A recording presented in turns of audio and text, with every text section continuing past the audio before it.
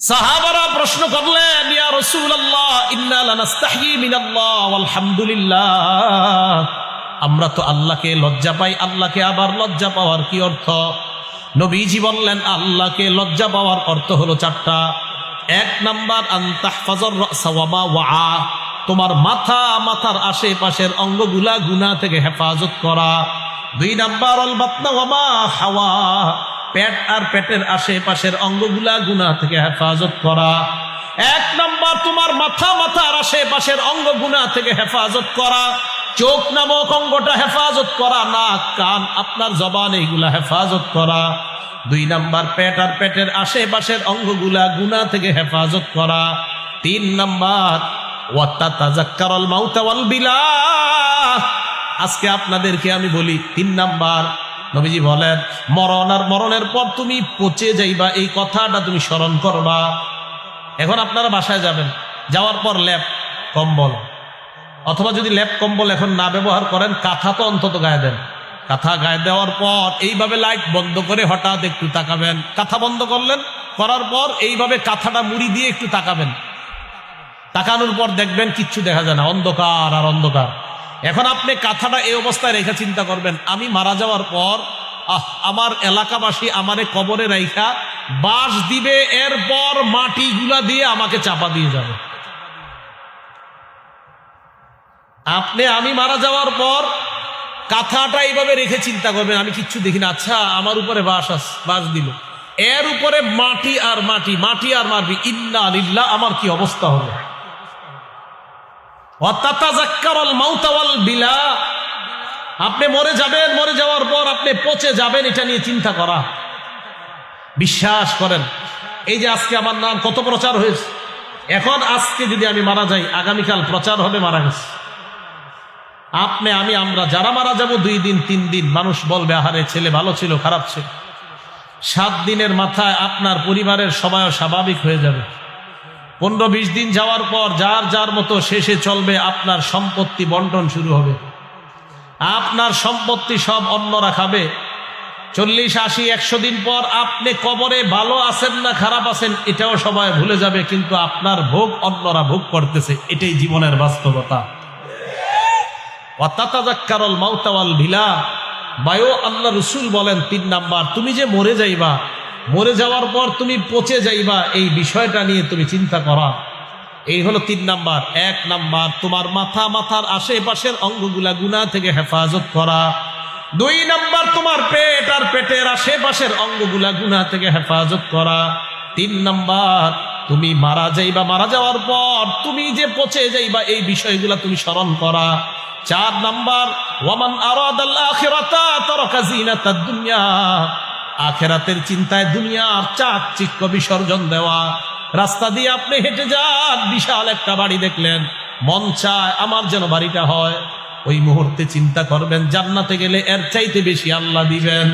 জান্নাতের চিন্তায়, আখিরাতের চিন্তায় দুনিয়ার চাকচিক্য বিসর্জন দেওয়া। নবীজি বলেন, এই 4 গুণ যাদের হয়ে যাবে, ফাকাদ ইস্তাহইয়া মিনাল্লাহি হাক্কাল হায়া, এই ব্যক্তি আল্লাহকে যথাযথভাবেই লজ্জা পায়। সূরা বনী ইসরাঈলের এক আয়াতে আল্লাহ পাক রব্বুল আলামিন বলেন, ওয়ালা তাকরাবুজ জিনা ইন্নাহু কানা ফাহিশা ওয়া সাআ সাবিলা, তোমরা ব্যভিচারের কাছেও যেও না, নিকটবর্তী হয়েও না। ইন্নাহু কানা ফাহিশা, এটা অশ্লীলতা। ওয়া সাআ সাবিলা, এটা কতই না মন্দ রাস্তা। জিনা এটা হালাল না হারাম? হারাম। জিনা করা হারাম, ব্যভিচার এটা হারাম। বুখারী শরীফের 80 নম্বর হাদিস, ক্বালা রাসূলুল্লাহ সাল্লাল্লাহু আলাইহি ওয়াসাল্লাম, ইন্না মিন আশরাতিস সাআ আন ইউরফাআল ইলমু ওয়া ইয়াসবুতাল জাহরু ওয়া ইউশরাবাল খামরু ওয়া ইয়াজহারাজ জিনা। নবীজি বলেন, কিয়ামতের আলামতের মধ্যে এটাও একটা আলামত, কিয়ামতের আগে আইয়ুরফাআল ইলমু, কোরআন সুন্নাহর বিদ্যা আকাশে উঠিয়ে নেওয়া হবে। বলেন নাউযুবিল্লাহ। ওয়া ইয়াসবুতাল জাহলু, মূর্খতা সমাজের মধ্যে ছড়িয়ে পড়বে। ওয়া ইউশরাবাল খামরু, মাদকের জয় জয়কার অবস্থা হবে। মদ পান করা হবে, মাদকে নেশায় মত্ত হয়ে যাবে মানুষ। ওয়াজহারাজ জিনা, ব্যভিচার ব্যাপক রূপ ধারণ করবে, সমাজের মধ্যে ব্যভিচার নামক গুনাহটা ছড়িয়ে পড়বে। বলেন নাউজুবিল্লাহ। জিনা এটা ব্যাপক আকার ধারণ করবে। একজনে আরেকজনের বিবির সাথে পরকিয়া, একজনের বিবি আরেক ছেলের সাথে অথবা আরেকজনের স্বামীর সাথে পরকিয়ায় লিপ্ত হওয়া। পরকিয়া মানে নিজের বিবি বাদ দিয়ে অন্য নারীর প্রতি আসক্ত হয়ে যাওয়া, নিজের স্বামী বাদ দিয়ে অন্য কারো প্রতি আসক্তি হয়ে যাওয়া। এগুলা অন্যায়, এগুলা গুনাহ। এগুলার যখন কল্পনা হবে এটা মনের জিনা হবে। এগুলা যখন কথা বলবে মুখের জিনা হবে। কান দিয়ে যখন কথা শুনবে তখন কানের জিনা হবে। আল্লাহ আমাদেরকে এই মুখের জিনা, কানের জিনা, চোখের জিনা থেকেও বেঁচে থাকার তৌফিক দান করেন। বুখারী শরীফের 6612 নম্বর হাদিসের বর্ণনা। ক্বালা রাসূলুল্লাহ সাল্লাল্লাহু আলাইহি ওয়াসাল্লাম, আল্লাহ নবী বলেন, ইন্নাল্লাহা কাতাবা আলা ইবনি আদম হাজ্জাহু মিনাজ জিনা আদরাকা যালিকা লা মুহালা। নবীজি বলেন, নিশ্চয়ই আল্লাহ আদম সন্তানকে জিনা নামক পরীক্ষা করবে। আল্লাহ ব্যভিচার নামক পরীক্ষা সমস্ত আদম সন্তানকে করবেন। আলেম বলেন, আওয়াম বলেন, সর্বসাধারণ সকলকে আল্লাহ, আদম সন্তান বলকে সকলকে আল্লাহ জিনা দ্বারা পরীক্ষা করবেন। নবীজি বলেন, ফাজিনাল আইনি আন-নাজরু, চোখের জিনা হলো দেখা। যেই নারীর দিকে তাকানো আপনার হারাম, এই নারীর দিকে তাকানো এটা হলো চোখের জিনা। ওয়াজিনাল লিসান আল মানতিক, মুখের জিনা হলো যেই নারীর সাথে কথা বলা হারাম, এই নারীর সাথে অন্যায় অশ্লীল কথা বলা। নারীর সাথে আপনি কথা বললেন, কোন নারীর দিকে আপনি তাকাইলেন, তাকানোর পর রাত্রে যখন বিছানায় আপনি বালিশের মধ্যে মাথাটা রাখবেন, ওয়ান নাফসু তামান্না ওয়া তাশতাহি, অন্তর কল্পনা করবে একটা নারীকে দেখার পর যখন রাস্তা দিয়ে আপনি হাঁটেন আর নারীটাকে দেখা না যায়, ওই মুহূর্তে অন্তরের মধ্যে খারাপ কল্পনা শুরু হয়ে যায়। রাতের বেলা রং নাম্বারে কোনো একটা নারীর সাথে আপনি কথা বললেন, কথা বলার পর আপনার কাছে ভালো লেগে যায়, অন্তর চিন্তা করা শুরু করে দেয় নারীটা দেখতে কেমন, না জানি চোখগুলা কেমন, কানগুলা কেমন, আপনার অন্তর কল্পনা করা শুরু হয়ে যায়। আল্লাহ নবী বলেন, চোখের জিনা করলা, মুখের জিনা করলা, অন্তর দিয়ে কল্পনা করে অন্তরের জিনাও করলা। এটা মনের জিনা, ব্যভিচার। ওয়াল ফারজু ইউসাদ্দিকু যালিকা ওয়া ইউকাযযিব, লজ্জাস্থান এই জিনার বাস্তব রূপ দিয়ে দেয়, জিনাটাকে বাস্তবে রূপান্তর করে দেয়, এটা হলো লজ্জাস্থান। বলেন নাউজুবিল্লাহ। তাহলে ব্যভিচার সমাজের মধ্যে ছড়িয়ে পড়বে, অশ্লীলতা এত ব্যাপক রূপ ধারণ করবে, অথচ আল্লাহ বলেন ওয়ালা তাকরাবুজ জিনা, আরেক আয়াতে বলছে ওয়ালা তাকরাবুল ফাওয়াহিশা, অশ্লীলতার কাছেও তোমরা যেও না। নাটক, সিনেমা, অশ্লীল সিনেমা আছে না নাই? তাহলে নাটক, সিনেমা, অশ্লীলতা এগুলার কাছেও যাওয়া যাবে না। আল্লাহ আমাদেরকে হেফাজত করেন। বুখারী শরীফের 5590 নম্বর হাদিস। ক্বালা রাসূলুল্লাহ সাল্লাল্লাহু আলাইহি ওয়াসাল্লাম, আল্লাহ নবী বলেন, লা ইয়াকুনান্না মিন উম্মতি আকওয়াম, আমার সম্প্রদায়, আমার উম্মতের মধ্যে এমন কতগুলা মানুষের আবির্ভাব ঘটবে, যেই মানুষগুলা ইস্তাহিল্লুনাল হিররা ওয়াল হারিরা, তারা জিনাকে হালাল মনে করবে, রেশমের কাপড় তারা হালাল মনে করবে। বলেন নাউজুবিল্লাহ। জিনা করা মানুষ হালাল মনে করবে, ব্যভিচার করা হালাল মনে করবে। জিনা করা হালাল কিভাবে মনে করা? যাত্রার মঞ্চ আপনারা কায়েম করলেন, ওই যাত্রার মধ্যে একটা নর্তকী নারীকে আপনি আহ্বান করলেন, দাওয়াত দিলেন, ওই মঞ্চে আপনি তাকে ইনভাইট করে আনলেন। আনার পর ওই নারীটা নেচে গিয়ে আপনাদের সামনে আপনাদেরকে মুগ্ধ করে দেয়। এই যে কাজটা আপনারা করলেন, নারীর দিকে তাকাইলেন, এই কর্মটা আপনারা করলেন, আপনারা এটাকে হালাল মনে করতেছেন। যদি হালাল মনে করে করেন, নবী বলেন এটা আমার উম্মতের মধ্যে একদল হবে, এরা এইভাবে নর্তকীদের দিয়ে দেখবে আর জিনা করবে। বলেন এই জাতীয় যাত্রা সমাজে আছে না নাই? জিনা, এগুলা গুনাহ হবে, এগুলা অন্যায়, জিনা। রাসূল করিম সাল্লাল্লাহু আলাইহি ওয়াসাল্লাম বলেন, ওয়াল হারিরা, রেশমের পোশাক তারা হালাল মনে করবে। ওয়াল খামরা, মদ তারা হালাল মনে করবে। ওয়াল মাআজিফা, বাদ্যযন্ত্র, ঢোল তবলা তারা হালাল মনে করবে। নবীজি বলেন এমন একটা সময় আসবে যেই সময় আমার উম্মতের মধ্যে গায়ক গায়িকা নায়ক নায়িকা তাদের বেচা কেনা হবে, এক্সপোর্ট ইনপুট হবে। বাংলাদেশের গায়িকা গায়করা অন্য দেশে যাবে, অন্য দেশের গায়িকা গায়করা আমাদের দেশে আসবে, এমন হয় কি হয় না? নবীজি বলেন লা তাবিউল কাইনাত, গায়িকাদের কেনা বেচা তোমরা করবা না। লা খায়রা ফি তিজারাতিন, আল্লাহর নবী বলেন তাদের এই ব্যবসার মধ্যে কোনো কল্যাণ নাই। এই যে গায়ক গায়িকার ব্যবসা, আল্লাহর নবী বললেন এইগুলা হারাম, জায়েজ নাই। আপনারা সন্তানকে যারা নাচ শিখাইতেছেন, গান শিখাইতেছেন, এই নাচ আর গানের টাকা সব হারাম। যত টাকা এগুলা উপার্জন করবে এগুলা সব হারাম। নবীজি সাল্লাল্লাহু আলাইহি সাল্লাম বললেন জিনা ব্যাপক রূপ ধারণ করবে, জিনাকে মানুষ হালাল মনে করবে, বলেন নাউজুবিল্লাহ। ওয়াল খামর, মদ মানুষ হালাল মনে করবে, ওয়াল মাআজিব, ঢোল তবলা হালাল মনে করবে। আল্লাহ আমাদের সকলকে জিনা সহ সমস্ত অশ্লীল কর্ম থেকে বেঁচে থাকার তৌফিক দান করেন। তো বলতেছিলাম যে জিনাটা, চোখের জিনা, কানের জিনা, এটা প্রতিদিন ইলেকট্রনিক মিডিয়া দিয়ে আপনারা করেন, ফেসবুক, মোবাইলে, এই জিনাগুলা আপনাদের দ্বারা হয়ে যায়। ভাই এগুলা করবেন না, এগুলা জায়েজ নাই। রাতের পর রাত একটা মেয়ের সাথে কথা বলা, চ্যাটিং করা, মোবাইলে মেসেজ করা, এগুলা সব জিনাহের অন্তর্ভুক্ত। একটা মেয়েকে আপনি অবৈধ মেসেজ লেখা, এটা আপনি এই হাতের জিনা করলেন, বলেন নাউজুবিল্লাহ। আল্লাহ আমাদেরকে হেফাজত করেন। বুখারী শরীফের ৭৫২০ নম্বর হাদিস, ক্বালা রাসূলুল্লাহ সাল্লাল্লাহু আলাইহি ওয়াসাল্লাম, আব্দুল্লাহ ইবনে মাসউদ রাদিয়াল্লাহু তাআলা আনহুর বর্ণনা, তিনি বলেন আল্লাহর নবীকে আমি প্রশ্ন করলাম, আইয়ু যামবি আযমু ইনদাল্লাহি ইয়া রাসূলুল্লাহ, আমি নবীর কাছে জানতে চাইলাম আল্লাহর কাছে সবচেয়ে বড় অপরাধ কোনটা? নবীজি জবাব দিলেন সবচেয়ে বড় অপরাধ হলো আনতাজআলা লিল্লাহি নিদ্দান ওয়া হুয়া খালাকাক, আল্লাহর সাথে তুমি শিরিক করা, অথচ আল্লাহ তোমাকে বানাইলেন, আল্লাহর সাথে শিরিক করা। আমি প্রশ্ন করলাম হুজুর এরপর সবচেয়ে বড় অপরাধ কোনটা? নবী জবাব দিলেন আনতাকতুলা ওয়ালাদাকা তাখাফু আইয়াতামা মাআক, তোমার সন্তানকে তুমি দারিদ্রতার ভয়ে হত্যা করা, তোমার সন্তান তোমার প্লেটে অংশগ্রহণ করবে এই ভয়ে সন্তানকে হত্যা করা, এটা হলো ২ নম্বর সবচেয়ে বড় অপরাধ। আব্দুল্লাহ ইবনে মাসউদ বলেন আমি প্রশ্ন করলাম হুজুরের পর সবচেয়ে বড় অপরাধ কোনটা? নবী জবাব দিলেন আনতুজানি বিহালিলাতি জারিক, প্রতিবেশীর বিবির সাথে জিনা করা।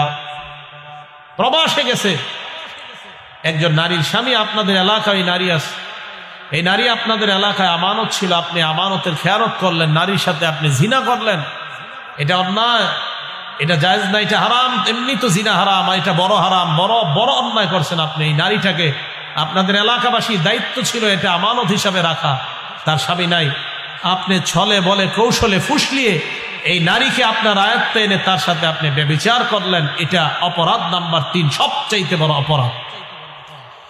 আল্লাহ আমাদেরকে হেফাজত করেন, আল্লাহ আমাদেরকে হেফাজত করেন। এইগুলা আমাদের দ্বারা সংগঠিত হয় কেন? নির্লজ্জতা, বেহায়াপনা আমাদের মাঝে বেড়ে গেছে এই জন্য। ক্বালা রাসূলুল্লাহ সাল্লাল্লাহু আলাইহি ওয়াসাল্লাম, আল্লাহ নবী বলেন আল বাযাউ মিনাল জাফা ওয়াল জাফাউ ফিন্নার। নবীজি বলেন নির্লজ্জতা এমন একটা অপরাধ, যেই অপরাধ করতে করতে মানুষ এক পর্যায়ে এমন হয়ে যায় এই নির্লজ্জতা তাকে জাহান্নামী বানায় দেয়, বলেন নাউজুবিল্লাহ। নির্লজ্জতা মানুষকে জাহান্নামী বানিয়ে দেয়। তাই আমাদের লজ্জাশীলতার গুণে গুণান্বিত হতে হবে, আল্লাহ তৌফিক দান করেন। সূরা আরাফের 22 নম্বর আয়াতে আল্লাহ বলেন ফালাম্মা যাকা শাজারাতা বাদাত লাহুমা সাওআতুহুমা ওয়া তাফিকা ইয়াখসিফানি আলাইহিমা মিন ওয়ারাকিল জান্নাহ। আল্লাহ পাক রব্বুল আলামিন বলেন ফালাম্মা যাকা শাজারাতা বাদাত লাহুমা সাওআতুহুমা, আদম এবং হাওয়া জান্নাতের নিষিদ্ধ গাছের ফল যখন ভক্ষণ করলেন, বাদাত লাহুমা সাওআতুহুমা, তাদের লজ্জাস্থান, তাদের যে অঙ্গগুলা ঢেকে থাকা দরকার এই অঙ্গগুলার কাপড় পরে গেছে নিষিদ্ধ ফল খাওয়ার কারণে। ওয়া তাফিকা ইয়াখসিফানি আলাইহিমা মিন ওয়ারাকিল জান্নাহ, আদম এবং হাওয়া তাড়াতাড়ি পোশাক নিয়ে পাল্টাইতেছিল, মানে জান্নাতের পাতা নিস, এই পাতা নিয়ে নিজেদেরকে ঢাকতেছিল আদম এবং হাওয়া। আদম আর হাওয়া পাতা নিয়ে ঢাকতেছিল কেন? কে বলছে ওনাদেরকে ঢাকার জন্য? আদম এবং হাওয়া নিজেদেরকে পাতা দিয়ে ঢাকতেছিল। তার বোঝা যায় মানুষ জন্মগতভাবেই তার মধ্যে একটা লজ্জাশীলতা আল্লাহ দিয়ে দেয়। এই কারণে আদম এবং হাওয়া ওনারা দুইজন ওনাদের শরীরের কাপড় পরে যাওয়ার পর তাড়াতাড়ি জান্নাতের পাতা নিয়ে নিজেদেরকে ঢাকতে লাগলেন। এ থেকে বোঝা যায় আমরা জন্মগ্রহণ করার সময় আল্লাহ আমাদের স্বভাবটাই এমন বানিয়ে দিয়েছে যে আমাদের মাঝে একটা লজ্জাশীলতা আছে। বলেন আলহামদুলিল্লাহ। এই লজ্জাশীলতার গুণে গুণান্বিত যেন আমরা হতে পারি, আল্লাহ তৌফিক দান করেন। লজ্জার ব্যাপারে আমরা 10টা কথা মনে রাখবো। 1 নাম্বার, ওয়াহাব ইবনে মুনাব্বিহ রাহমাতুল্লাহি আলাইহি বলেন, আল ঈমানু উরিয়ান, ঈমান হলো একটা খোলা জিনিসের নাম। লিবাসুহু আত-তাকওয়া, ঈমানের পোশাক হলো আল্লাহকে ভয় করা। ওয়াজিনাতুহু আল হায়া, ঈমানের সৌন্দর্য হলো লজ্জাশীলতা। বলেন সুবহানাল্লাহ। একটা মেয়েকে কেউ দেখতে আসছে, বিয়ে দিবেন, ওই মেয়েটাকে আপনি পোশাক পরান আর অলংকার পরান, পোশাক পরান, এটা হলো পোশাকের সৌন্দর্যতা। অলংকার পরাইলে ওই মেয়েটার সৌন্দর্যতা আরো বেড়ে যায়। এমনি ভাবে ঈমানের পোশাকের নাম হলো তাকওয়া। আল্লাহর যত ভয় হয় ঈমানের পোশাক তত সুন্দর হয়। আর যার যত বেশি লজ্জা, ঈমান তার তত বেশি সুন্দর হয়ে যায়। বোঝা যায় ঈমান তত সুন্দর হবে যার যত বেশি লজ্জা। ঈমানের পোশাক তত সুন্দর হবে যার মধ্যে যত বেশি আল্লাহর ভয়। তাহলে আল্লাহর ভয় এটা হলো ঈমানের পোশাক, আর লজ্জাশীলতা এটা ঈমানের সৌন্দর্য। আল্লাহ আমাদের সকলের ঈমানগুলোকে সৌন্দর্য মণ্ডিত করার তৌফিক দান করেন। 2 নাম্বার কথা, মান কাসাফুল হায়া সাওবা লাম ইয়ারান নাস আইবা। কোন মানুষ যদি লজ্জার পোশাক পরে নেয় তার দোষ ত্রুটিগুলা বেশি ঢাকা থাকে। আমি আপনাদের সামনে পোশাক পরে বসলাম, আপনারা আমার সামনে পোশাক পরে বসলেন, আপনারা আমার দিকে তাকিয়ে আছেন, আমি আপনাদের দিকে তাকিয়ে রইলাম। পোশাক পরার কারণে আপনাদের চেহারা, হাত সর্বোচ্চ, আর কিছুই আমি দেখতে পাই না। আপনারাও আমার চেহারা, হাত আর অন্য কিছু দেখতে পান না। তাহলে পোশাক পরার কারণে আমার শরীর ঢেকে আছে। মান কাসাহুল হায়া সাওবা, আপনি যদি লজ্জার পোশাক পরতে পারেন আপনার দোষ ত্রুটি মানুষের থেকে আল্লাহ আড়াল করে দেয়। আপনি যত বেশি লাজুক হবেন আল্লাহ আপনার দোষ ত্রুটি তত বেশি মানুষের থেকে হেফাজত করবেন। 3 নাম্বার, লজ্জা ইসলামের স্বতন্ত্র বৈশিষ্ট্য। বলেন সবাই, লজ্জা ইসলামের, আপনারা বলেন লজ্জা ইসলামের স্বতন্ত্র বৈশিষ্ট্য। ইবনে মাজাহ হাদিস নাম্বার 4181 নাম্বার হাদিস। ক্বালা রাসূলুল্লাহ সাল্লাল্লাহু আলাইহি ওয়াসাল্লাম, আল্লাহ নবী বলেন, ইন্না লিকুল্লি দীনিন খুলুকা ওয়া খুলুকুল ইসলামি আল হায়া। নবীজি বলেন প্রত্যেকটা ধর্মের একটা স্বতন্ত্র বৈশিষ্ট্য আছে। ইসলামের স্বতন্ত্র বৈশিষ্ট্য হলো লজ্জাশীলতা। ইসলামের স্বতন্ত্র বৈশিষ্ট্যের নাম হলো লজ্জা। ইসলামের স্বতন্ত্র বৈশিষ্ট্যের নাম হলো লজ্জা। বলেন সকল ধর্মের একটা স্বতন্ত্র বৈশিষ্ট্য, ইসলামের স্বতন্ত্র বৈশিষ্ট্যের নাম কি? লজ্জা। এটা হলো 3 নাম্বার। 4, লজ্জা ঈমানের অঙ্গ। বলেন সবাই, লজ্জা, লজ্জা। মুসলিম শরীফ হাদিস নাম্বার 59 নাম্বার হাদিসের বর্ণনা। ক্বালা রাসূলুল্লাহ সাল্লাল্লাহু আলাইহি ওয়াসাল্লাম, আল্লাহ নবী বলেন, আল ঈমানু বিদউন ওয়া সাবউনা আও সিত্তু ওয়া সাবউনা শু'বা। নবীজি বলেন, আল ঈমানু বিদউন ওয়া সাবউনা আও বিদউন ওয়া সিত্তুনা শু'বা। ঈমানের 70টা অথবা 60টা শাখা। ফাআফযালুহা কাউলু লা ইলাহা ইল্লাল্লাহ। ঈমানের সবচেয়ে শ্রেষ্ঠ শাখা হলো লা ইলাহা ইল্লাল্লাহ। ঈমানের শ্রেষ্ঠ শাখা কি? ওয়া আদনাহা ইমাতাতুল আদা আনিত তরিক। ঈমানের সবচেয়ে নিম্ন শাখা হলো রাস্তা থেকে কষ্টদায়ক বস্তু সরায়া দেওয়া। সরাননি? সবাই সরান। তাহলে বুখারী শরীফের একটা হাদিস শুনেন, 52 নাম্বার হাদিস। ক্বালা রাসূলুল্লাহ সাল্লাল্লাহু আলাইহি ওয়াসাল্লাম, আল্লাহ নবী বলেন, বাইনামা রাজুলুন ইয়ামশি বিতরিকিন, আমার কোন উম্মত রাস্তা দিয়ে হাঁটে, ওয়াজাদা গুসনা শাওকিন আলা তরিক, রাস্তার মধ্যে কষ্টদায়ক বস্তু পেয়ে যায়, ইটের টুকরা পেয়ে যায়, কলার সিলকা পেয়ে যায়, কাটা পেয়ে যায়, সুই পেয়ে যাওয়ার পর ফাখারা, আমার উম্মত যদি ওই কাটা সুই ইটের টুকরাগুলা সরায়া দেয়, শাকারাল্লাহু লা, ওই মুহূর্তে আল্লাহ তার প্রতি সন্তুষ্ট হয়ে যায়। এখনো বাকি আছে, ওয়া গফারা লা, তার আগের সব গুনাহ আল্লাহ মাফ করে দেয়। দেখছেন কত বড় কাজ। রাস্তা দিয়ে হাঁটার সময় এগুলা খেয়াল করা, আল্লাহ তৌফিক দান করেন। এই হাদিসের শেষে নবীজি বলেন, ওয়াল হায়াউ শু'বাতুম মিনাল ঈমান, লজ্জা ঈমানের অঙ্গ। লজ্জা ঈমানের অঙ্গ। আল্লাহ আমাদের সকলকে লজ্জাশীলতার গুণে গুণান্বিত হওয়ার তৌফিক দান করেন। আমার আঙ্গুলের দিকে তাকান, এই আঙ্গুলের নাম ঈমান, এটার নাম লজ্জা। দেখেন তো, এটার নাম ঈমান, এটার নাম। এখন দেখেন আমার দিকে, লজ্জা আর ঈমান একসাথে আছে না আলাদা? এখন এখন এখন বুঝেছেন সবাই? লজ্জা ঈমান একসাথে না আলাদা? এই যে এখন এখন এবার হাদিস শোনেন আর আঙ্গুলের দিকে তাকান। আল জামিউস সগীর কিতাবের নাম, হাদিস নাম্বার 1959 নাম্বার হাদিস। ক্বালা রাসূলুল্লাহি সাল্লাল্লাহু আলাইহি ওয়াসাল্লাম, আল্লাহ নবী বলেন, ইন্নাল ঈমানা ওয়াল হায়া কুরিনা জামিআ। নবীজি বলেন লজ্জা আর ঈমান দুইটা এইভাবে থাকতে হবে। সুবহানাল্লাহ। একটা আরেকটার সাথে মিশে থাকতে হবে। এবার দেখেন আমার দিকে, মিশে আছে না আলাদা? নবী বলেন, ফাইদা রুফিয়া আহাদুহুমা, লজ্জা আর ঈমানের মধ্যে একটা যদি সরে যায়, মনে করেন আপনার লজ্জা দিন দিন কমতেছে, নবী বলেন রুফিয়াল আখার, ঈমান আস্তে আস্তে কমতেছে। লজ্জা ঈমান এইভাবে থাকতে হবে, একটা কমে যাবে আর একটা কমে যাচ্ছে।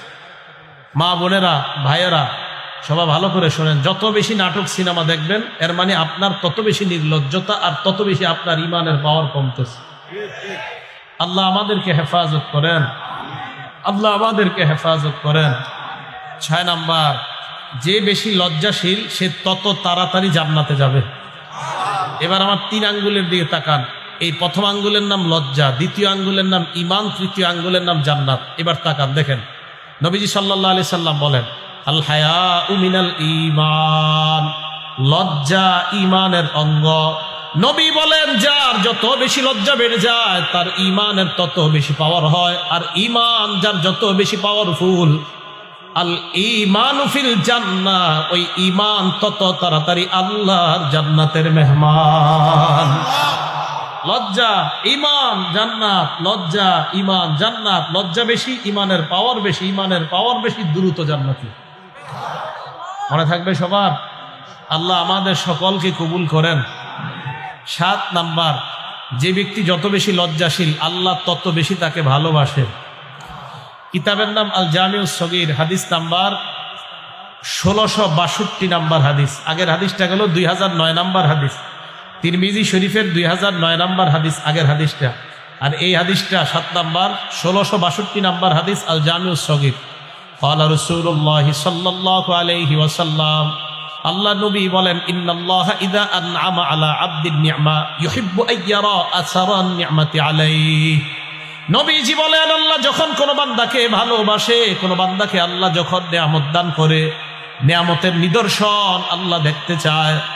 আমার আগে যিনি আলোচনা করলেন, আপনাদের থেকে কালেকশন করলেন, মাদ্রাসার জন্য টাকা উঠাইলেন, আপনাদের মাঝে কোটিপতি যাকে আল্লাহ কোটি টাকা দান করেছেন, আল্লাহ চায় তোমার কোটি টাকার মধ্য থেকে কিছু আমাকে দেখাও।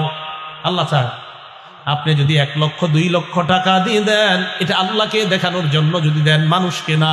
মাবুদ তুমি আমার নিয়ামত দিলা, এই নিয়ামতটা মাবুদ তোমারই দেখাই দিস, এটা আল্লাহ বড় ভালোবাসে। হ্যাঁ, নিয়ামত দিছে আপনাকে আর আপনি নিয়ামত দেখাইলেন, এটা আল্লাহ ভালোবাসে। বাসে না কোনটা? ইউবগিজুসসা ইলাল মুলহিফা, নাছর বান্দা হয়ে যারা ভিক্ষা করে, গাড়ির দরজায় গিয়া দেন দেন দেন দেন দেন দেন, না দিলে দরজা ঘুষি মারে, দিতেই হবে। ইউবগিজুসসা ইলাল মুলহিফা, যে ব্যক্তি নাছর বান্দা হয়ে ভিক্ষা করে তাকে আল্লাহ অপছন্দ করে। ওয়াইহিব্বুল হাইয়াল আফিফাল মুতাআফফিফা, আপনাদের এলাকায় যে মানুষটা লজ্জার কারণে কারো কাছে চাইতে পারে না, অভাবী, লজ্জার কারণে প্রকাশ করতে পারে না, এই বান্দাকে আল্লাহ সবচাইতে বেশি ভালোবাসেন।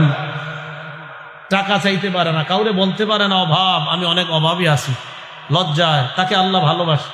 এ হলো 7 নাম্বার। 8 নাম্বার, আপনাদের এই এলাকার যাদের ঘরের নারী, পুরুষ, ছেলে, মেয়ে, যাদের ঘরের সদস্যগুলার যত বেশি লজ্জা, ওই ঘরে আল্লাহর কসম তত বেশি রহমত বরকত আল্লাহ নাজিল করবে।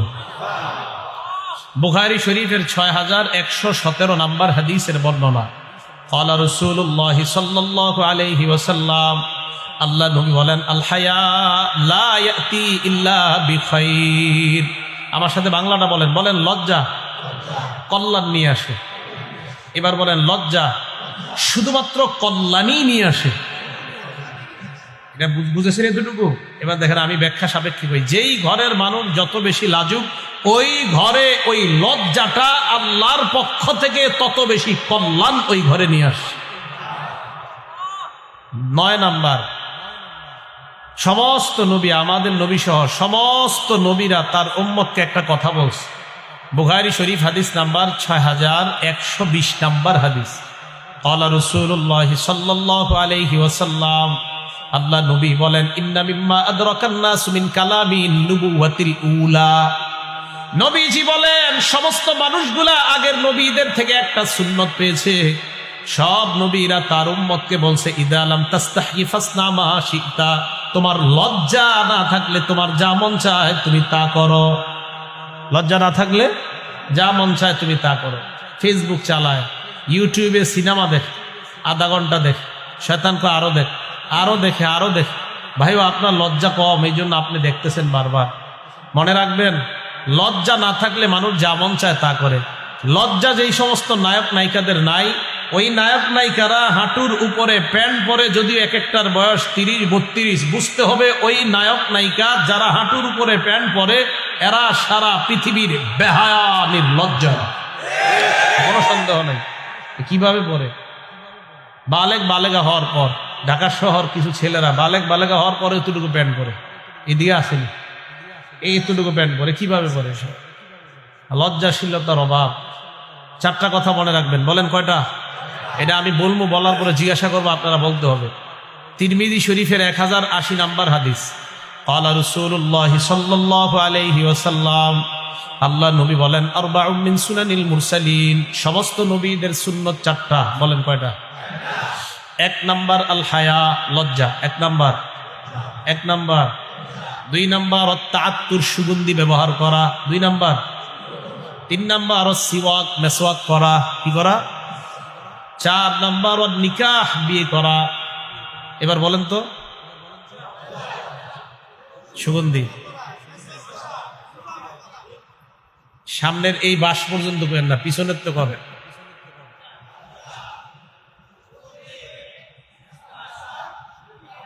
এই তো তাহলে আমরা একটা জিনিস শিখলাম।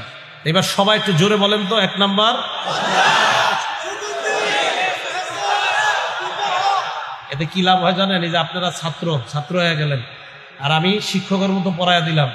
হাদিসের মধ্যে আসছে, রাসূল করিম সাল্লাল্লাহু আলাইহি সাল্লাম আবু দাউদ শরীফের 3641 নাম্বার হাদিসের মধ্যে বলছেন যে যারা দ্বীনি শিক্ষা অর্জন করার জন্য কোথাও যায়, আপনারা এখন মাহফিলে দ্বীনি শিক্ষা অর্জনের জন্য যদি যান, যেই পরিমাণ রাস্তা হেঁটে হেঁটে যাবেন, সাখখারাল্লাহু লাহু বিহি তরিকা ইলাল জান্নাহ। আল্লাহ পাক রব্বুল আলামিন এই পরিমাণ রাস্তা দুনিয়াতে যেই পরিমাণ হাঁটলেন, এই পরিমাণ আল্লাহ জান্নাতে যাওয়ার জন্য অতটুকু রাস্তা কমায়া আপনাকে সহজ করে জান্নাতে পৌঁছে দিবেন। এটা একটা অনুবাদ। আরেকটা অনুবাদ, সালাকাল্লাহু বিহি তরিকা। আপনি মাহফিলের রাস্তা ধরছেন এই নিয়তে যে আমি আজকে কোরআন হাদিসের কিছু শিখব। আর আলহামদুলিল্লাহ এখন তো আমাদের বাংলাদেশে সমস্ত ওয়াজ মাহফিলের এটাই নিয়ত হবে আমাদের, আমরা কোরআন হাদিস শিখতে যাব। কি শিখতে যাব? এই ধারা আমাদের বাদ দিতে হবে যে মাহফিলে যাবো, 2-3টা গল্প ঘটনা, মিথ্যা হোক সত্য হোক শুনবো, আর কিছু চোখের পানি ফালামো, এই চিন্তা চেতনা আমাদের বাদ দিতে হবে। কোরআন সুন্নাহর বাংলাদেশ আমরা গর্বই ইনশাআল্লাহ। তো কোরআন সুন্নাহর এটা ব্যাপকভাবে ঘটাইতে হবে। তা আপনি নিয়ত করে আসছেন। নবীজি বলেন, সালাকাল্লাহু বিহি তরিকান ইলাল জান্নাহ। আপনি মাহফিলে আসছেন যে আমি কোরআন হাদিস শিখবো, নবীজি বলেন আল্লাহ তোমার পাটা জান্নাতের দিকে হাঁটানো শুরু করাই দিস। দেখেন কি বলে, সালাকাল্লাহু বিহি তরিকাম মিন তুরুকিল জান্নাহ। আল্লাহ জান্নাতের যতগুলা পথ আছে এর মধ্যে একটা পথের দিকে তোমার পা আল্লাহ বাড়ায় দিছেন, যাও। কিন্তু সুন্দর কথা, ঠিক না? তাহলে 4টা জিনিস আমরা মনে রাখবো। নবীদের সমস্ত নবীদের সুন্নত 4টা। 1 নাম্বার লজ্জা, 2 নাম্বার সুগন্ধি ব্যবহার করা, 3 নাম্বার 4 নাম্বার বিবাহ করা। মাশাআল্লাহ, এই গেল 9 নাম্বার কথা। 10 নাম্বার, লজ্জা যেই জিনিসের মধ্যে থাকবে এই জিনিসের সৌন্দর্যতা আল্লাহ বাড়ায় দিবে। তিরমিজি শরীফ হাদিস নাম্বার 1974। বলেন কত নাম্বার? ওটা স্বাধীন হয়েছে কয় সালে? 71। তিরমিজি শরীফের হাদিস নাম্বারটা কত? 1900। তাহলে সহজ মনে রাখতো, বাংলাদেশ স্বাধীন 71-এ, তিরমিজি শরীফ হাদিসটা 74, খালি আগে 19 লাগাই দিবেন। সহজ না? ক্বালা রাসূলুল্লাহ সাল্লাল্লাহু আলাইহি ওয়াসাল্লাম, আল্লাহ নবী বলেন, মা কানাল ফাহশু ফি শাইইন ইল্লা শানা ওয়া মা কানাল হায়াউ ফি শাইইন ইল্লা জানা। নবীজি বলেন, যে জিনিসের মধ্যে নির্লজ্জতা বেশি ওই জিনিসের ময়লা বেশি। ওই জিনিসের কি বেশি? মনে করেন একজন পর্দানিশীল নারী মোটামুটি নিজের সুন্দরভাবে ঢেকে রাখে, আর একজন পর্দা একটু কম করে, নায়ক নায়িকারা এরা যত বেশি ছোট ছোট পোশাক পরে, নির্লজ্জতা কম না বেশি? যারা ছোট ছোট পোশাক পরে নির্লজ্জতা কম না বেশি? তাহলে ময়লা কমতেছে না বাড়তেছে? বাড়তেছে। আর যেই নারী যত বেশি নিজের ঢেকে রাখে, এটা কি নির্লজ্জতা না লজ্জা? তাহলে তার সৌন্দর্যতা আল্লাহ বাড়ায় দেয়। এই জন্য দেখবেন যে মেয়েরা একটু কালো হয়, তারা যদি শরীরী পর্দা করে, এরা পর্দার মধ্যে থাকলে আল্লাহ তাদেরকে আলাদা একটা নূর দান করে দেয় তাদেরকে। এটা একদম পরীক্ষিত কথা। আল্লাহ আমাদের সকলকে লজ্জাশীলতার গুণে গুণান্বিত হওয়ার তৌফিক দান করেন। লজ্জা 4 প্রকার। বলেন লজ্জা কয় প্রকার? 1, আল হায়াউ মিনাল্লাহ, আল্লাহকে লজ্জা পাওয়া। 2 নাম্বার, আল হায়াউ মিনাল মালাইকা, ফেরেশতাদেরকে লজ্জা পাওয়া। 3 নাম্বার, আল হায়াউ মিনান নাস, মানুষকে লজ্জা পাওয়া। 4 নাম্বার, আল হায়াউ মিনান নাফস, নিজেকে লজ্জা পাওয়া। 1 নাম্বার, আল্লাহকে লজ্জা পাওয়ার অর্থ হলো রাস্তা দিয়ে যখন আপনি হাঁটেন, গুনাহের কথা যখন আপনার মনে হয়, ওই মুহূর্তে চিন্তা করা, আল্লাহ আমাকে দেখে। কে আমাকে দেখে? এখন থেকে আপনারা যখনই গুনাহ করতে মন চাবে, সূরা আলাকের 14 নাম্বার আয়াত মনে করবেন। সূরা আলাকের 14 নাম্বার আয়াতে আল্লাহ বলেন, আলাম ইয়ালাম বিআন্নাল্লাহা ইয়ারা। যখনই গুনাহ করবেন আল্লাহ বলেন, এই সে কি জানে না যে আল্লাহ তাকে দেখে? আরে সে কি জানে না আল্লাহ তাকে দেখে? আপনি অশ্লীল কোনো কিছু দেখতেছেন রাতে একা একা মোবাইলে, আল্লাহ বলছেন, এই বান্দা তুমি কি জানো না আমি যে তোমাকে দেখতেছি? এই যে আমি কথা বলতেছি, আল্লাহ বলেন আমি শুনি। আমি মুখ বন্ধ রাখলাম, শুধু জিহ্বায় বলতেছি, আল্লাহ বলেন এটাও শুনি, জানি। আমি জিহ্বা বন্ধ রাখলাম, আমি ঠোঁট বন্ধ রাখলাম, শুধু অন্তরে কল্পনা করলাম, আল্লাহ বলেন এটাও আমি জানি, শুনি। তো আল্লাহ পাক রব্বুল আলামিন আপনাকে বলছেন, আলাম ইয়ালাম বিআন্নাল্লাহা ইয়ারা, এই তুমি গুনাহ কিভাবে করো, আর তুমি কি জানো না আমি তোমাকে দেখছি? এখন থেকে যখনই গুনাহ করবেন এটা মনে করবেন যে আল্লাহ আমাকে দেখতেছে। আল্লাহ বলে, তুমি কি জানো না আমি তোমাকে দেখি? আল্লাহ আমাদেরকে বেঁচে থাকার তৌফিক দান করেন। সূরা কফ আয়াত নাম্বার 16 আল্লাহ বলেন, ওয়ালাকাদ খালাকনাল ইনসানা ওয়া না'লামু মা তুওয়াসবিসু বিহি নাফসু। আমি মানুষ বানাইলাম, মানুষের অন্তর যা কুমন্ত্রণা দেয় এটা আমি আল্লাহ জানি। ওয়া নাহনু আকরাবু ইলাইহি মিন হাবলিল ওয়ারিদ, মানুষের গলার শাহরগের আরো নিকটে আমি আল্লাহ। ভাই আমি আপনি যখন গুনাহ করি এটা চিন্তা করা, আল্লাহ আমাকে দেখছে, আল্লাহ আমাকে দেখতেছে, আমার অনেক কাছে, এই রগেরও আরো কাছে আল্লাহ আমাকে দেখতেছে। এই ব্যাপারে একটা উদাহরণ নিয়ে আমরা সূরা ইউসুফের 23 নাম্বার আয়াত, আল্লাহ পাক রব্বুল আলামিন বলেন, ওয়ারাওয়াদাতহু আল্লাতী হুয়া ফি বাইতিহা আন নাফসি। ইউসুফ এবং জুলাইখা যেই ঘরের মধ্যে আছে, ওই ঘরের মধ্যে ইউসুফ নবীকে জুলাইখা কুমন্ত্রণা জানায়। ওয়াগাল্লাকাতিল আবওয়াব, সবগুলা দরজা বন্ধ করে দেয়। ওয়াকালাত হাইতালা, আর বলে আমার দিকে আসো। ইউসুফ নবী চিন্তা করলেন, আমাকে একটা নারী কুমন্ত্রণা জানায়। ইউসুফ নবী সাথে সাথে তখন বললেন, মাআযাল্লাহ, আমি আল্লাহর কাছে পানাহ চাই। কার পানাহ চাই? আরো জোরে বলেন, কার পানাহ চাই? তাহলে গুনাহ যখন হবে তখন অন্তরে এই কল্পনা করা যে আমি আল্লাহর কাছে পানাহ চাই। আমি গুনাহ করতেছি, ঘরের মধ্যে আমি একা আছি, আমি এটা চিন্তা করা আমার আল্লাহ আমাকে দেখতেছে। আল্লাহ আমাদের সকলকে গুনাহমুক্ত জীবন যাপন করার তৌফিক দান করেন।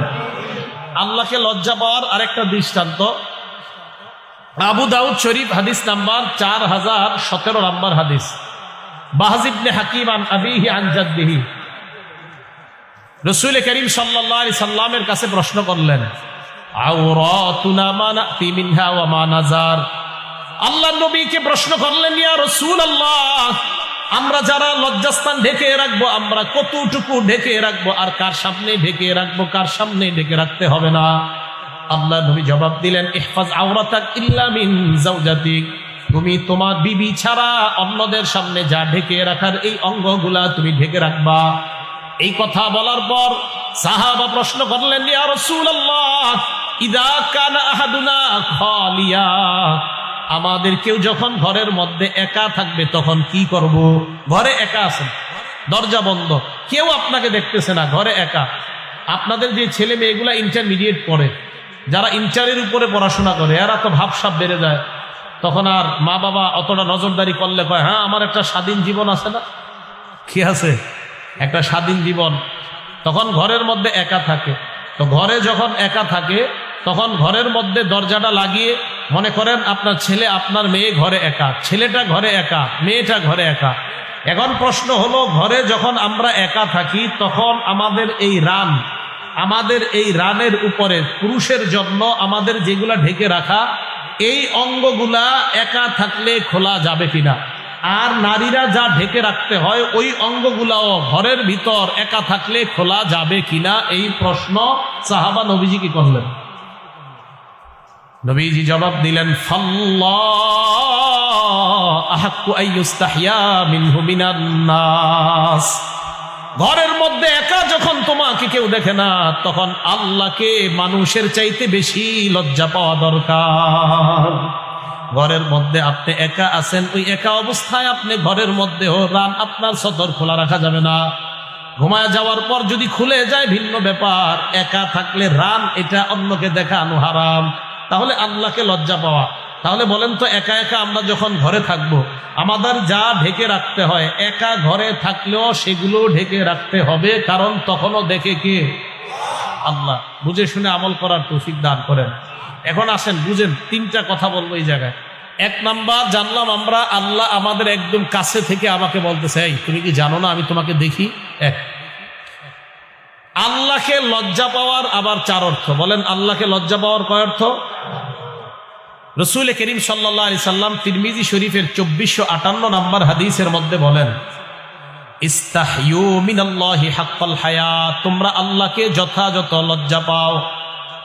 সাহাবারা প্রশ্ন করলেন, ইয়া রাসূলুল্লাহ, ইন্না লানাস্তাহয়ি মিনাল্লাহ ওয়াল হামদুলিল্লাহ, আমরা তো আল্লাহকে লজ্জা পাই, আল্লাহকে আবার লজ্জা পাওয়ার কি অর্থ? নবীজি বললেন, আল্লাহকে লজ্জা পাওয়ার অর্থ হলো চারটা। এক নাম্বার, আনতাহফাজুর রাসা ওয়া মা ওয়া, তোমার মাথার আশেপাশের অঙ্গগুলা গুনাহ থেকে হেফাজত করা। দুই নাম্বার, আল বাতনা ওয়া মা হাওয়া, পেট আর পেটের আশেপাশের অঙ্গগুলা গুনাহ থেকে হেফাজত করা। এক নাম্বার, তোমার মাথার আশেপাশের অঙ্গ গুনাহ থেকে হেফাজত করা।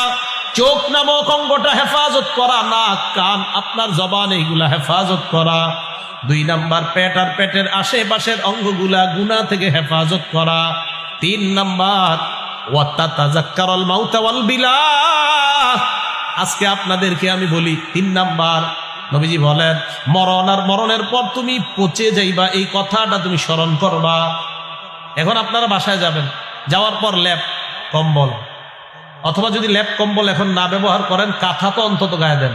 কাঁথা গায়ে দেওয়ার পর এইভাবে লাইট বন্ধ করে হঠাৎ একটু তাকাবেন। কাঁথা বন্ধ করার পর এইভাবে কাঁথাটা মুড়ি দিয়ে একটু তাকাবেন। তাকানোর পর দেখবেন কিচ্ছু দেখা যায় না, অন্ধকার আর অন্ধকার। এখন আপনি কাঁথাটা এই অবস্থায় রেখে চিন্তা করবেন, আমি মারা যাওয়ার পর আমার এলাকাবাসী আমারে কবরে রাইখা বাঁশ দিবে, এরপর মাটিগুলা দিয়ে আমাকে চাপা দিয়ে যাবে।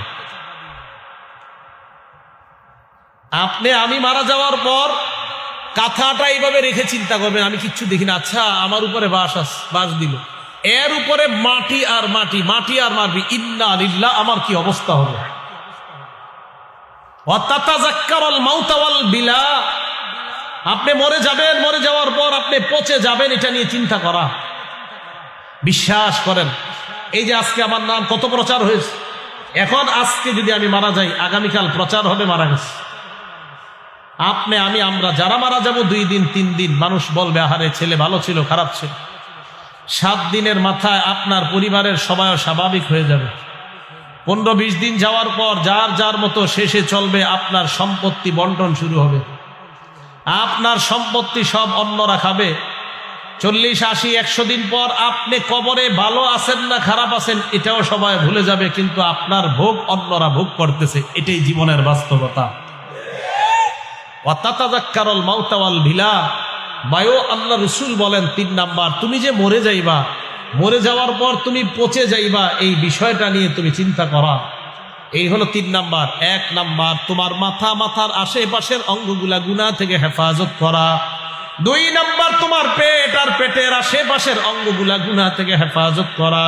3 নাম্বার তুমি মারা যাইবা, মারা যাওয়ার পর তুমি যে পচে যাইবা এই বিষয়গুলা তুমি স্মরণ করা।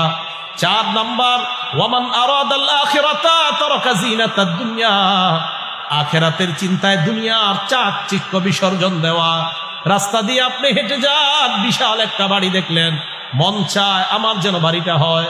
ওই মুহূর্তে চিন্তা করবেন জান্নাতে গেলে এর চাইতে বেশি আল্লাহ দিবেন। জান্নাতের চিন্তায়, আখিরাতের চিন্তায় দুনিয়ার চাকচিক্য বিসর্জন দেওয়া। নবীজি বলেন এই 4 গুণ যাদের হয়ে যাবে, ফাকাদ ইস্তাহইয়া মিনাল্লাহি হাক্কাল হায়া, এই ব্যক্তি আল্লাহকে যথাযথভাবেই লজ্জা পায়। তাহলে কয়টা বিষয়? 4টা। এজন্য আমি বলি ভাই, এখন থেকে আখেরাত স্মরণ করেন বেশি। আখেরাতের স্মরণ আপনাকে গুনাহ থেকে হেফাজত করবে ইনশাআল্লাহ। 1 নাম্বার আল্লাহকে লজ্জা পাওয়া। আল্লাহকে লজ্জা পাওয়ার 4 অর্থ জানলাম। 2 ফেরেশতাদেরকে লজ্জা পাওয়া। মন দিয়ে শোনেন, বলেন তো আল্লাহ কোথায় আছে? আমাদের এইখানে, আমাদের সব দেখতেছে, এখানেরও আরো কাছ থেকে সব পর্যবেক্ষণ আমি দেখি তোমার। ফেরেশতাদেরকে লজ্জা পাওয়া। সূরা ইনফিতর আয়াত নাম্বার 10, 11, 12 আল্লাহ বলেন ওয়াইন্না আলাইকুম লাহাফিজিন কিরামান কাতিবিনা ইয়ালামুনা মা তাফআলুন, তোমাদের সাথে সংরক্ষণকারী ফেরেশতারা আছে, সম্মানিত লেখকগণ। ইয়ালামুনা মা তাফআলুন, যা করো সব দেখে, সব জানে তারা। এবার আসেন, আল্লাহ আমাকে দেখে। আল্লাহ দেখার পর চিন্তা করলাম আমি গুনাহ করি, এই গুনাহ লেখার কেউ আছে কিনা? আল্লাহ কয় হ্যাঁ, সম্মানিত ফেরেশতা আছে যারা তোমার গুনাহ লেখে, নেকিও লেখে। আল্লাহ দেখে। প্রশ্ন, আল্লাহ কেউ লেখে কিনা? আল্লাহ কয় হ্যাঁ, লেখার মতো কিন্তু আছে। এবার আপনি চিন্তা করলেন আল্লাহ তুমি দেখো, আমার লেখার মতো রাইখা দিলা, লেখে কোন জায়গায়, এরকম কিছু আছে কিনা? আল্লাহ বলেন ওয়া কুল্লা ইনসানিন আলজামনাহু তাইরাহু ফি উনুকি, আল্লাহ বলেন আমি গলার মধ্যে ছোট্ট একটা খাতা লটকায়া দিছি, ছোট্ট খাতা লটকায়া দিছে আমার আপনার গলায়। সূরা বানী ইসরাঈল আয়াত নাম্বার 14 আল্লাহ বলেন ওয়া কুল্লা ইনসানিন আলজামনা, আয়াত নাম্বার 13 আমি প্রত্যেকের গলায় মেমোরি কার্ড ঝুলিয়ে দিয়েছি, খাতা, এটা লিখে দিয়েছি। এবার আসেন, 1 আল্লাহ তুমি দেখো। আচ্ছা আল্লাহ তুমি যে দেখো, তো দেখার পর এগুলা কি কেউ লেখে? আল্লাহ কয় হ্যাঁ হ্যাঁ, ফেরেশতা আছে তো লেখার মতো। সূরা ইনফিতর আয়াত 10, 11, 12 মাবুদ লেখে কোথায়? আল্লাহ কয় কুল্লা ইনসানিন আলজামনাহু তাইরা, আরে আমি তো তোমার এই জায়গায় ছোট্ট একটা খাতা রেখে দিয়েছি। আল্লাহ আসলে লেখেন আপনি? আল্লাহ কয় হ্যাঁ লিখিত। কয় মাবুদ লেখলে কি হবে? অনুফ্রিজু লাহু ইয়াউমাল কিয়ামাতি কিতাবান ইয়ালকাহু মানশুরা, কিয়ামতের ময়দানে এই খাতা আমি আল্লাহ খুলবো, খোলা অবস্থায় তুমি এই খাতার সাথে সাক্ষাৎ করবা। করার পর আমি আল্লাহ বলবো ইকরা কিতাবাক, তোমার আমলনামা তুমি পড়ো। কাফা বিনাফসিকাল ইয়াউমা আলাইকা হাসিবা, তোমার হিসাবের জন্য তুমি যথেষ্ট। এবার আপনি আপনার আমলনামা পড়বেন। আমলনামা পড়ার অবস্থা আপনার কি হবে? আল্লাহ পাক রব্বুল আলামিন বলেন ফাতারাল মুজরিমিনা মুশফিকিন বিম্মা ফি, আল্লাহ বলে অপরাধীদেরকে আপনি তাকায় দেখবেন, ওই অপরাধী খাতার দিকে তাকাইয়া ভীতু অবস্থায় খাতার দিকে তাকানোর পর অপরাধী বলবে ইয়া ওয়াইলাতানা, হায় আফসোস, মালি হাদাল কিতাব, এটা আবার কেমন খাতা, লা ইউগাদিরু সগীরাতা ওয়ালা কাবীরাতান ইল্লা আহসাহা, ছোট বড় সব দেখি এই জায়গায় লেখা। 1 আল্লাহ দেখে। 2 মাবুদ লেখে কেউ? হ্যাঁ ফেরেশতা আছে লেখার। 3 মাবুদ লেখে কোথায়? আল্লাহ বলছে খাতা আছে ছোট্ট। মাবুদ এখানে লেখার পরে এটা কি করবেন? আল্লাহ বলছে কিয়ামতের মাঠে আমি খুলবো, তোমাকে দেখাবো, তুমি পড়বা। আজকে থেকে আমরা সবাই 3 উপলব্ধি দিয়ে হাঁটেন। গুনাহ করার সময় চিন্তা করবেন ইন্না লিল্লাহ, আল্লাহ বলছে আমি তোমাকে দেখছি। এই তুমি জানো না? তার 2 নাম্বার, আল্লাহ আপনি দেখছেন। আর আরে আমার ফেরেশতারা তো লিখতেছে তোমার অপরাধ। আচ্ছা মাবুদ লেখেন কোথায়? আরে তোমার গলার মধ্যে তো খাতা আমি ঝুলিয়ে দিয়েছি, ওটাতে লিখতেছে।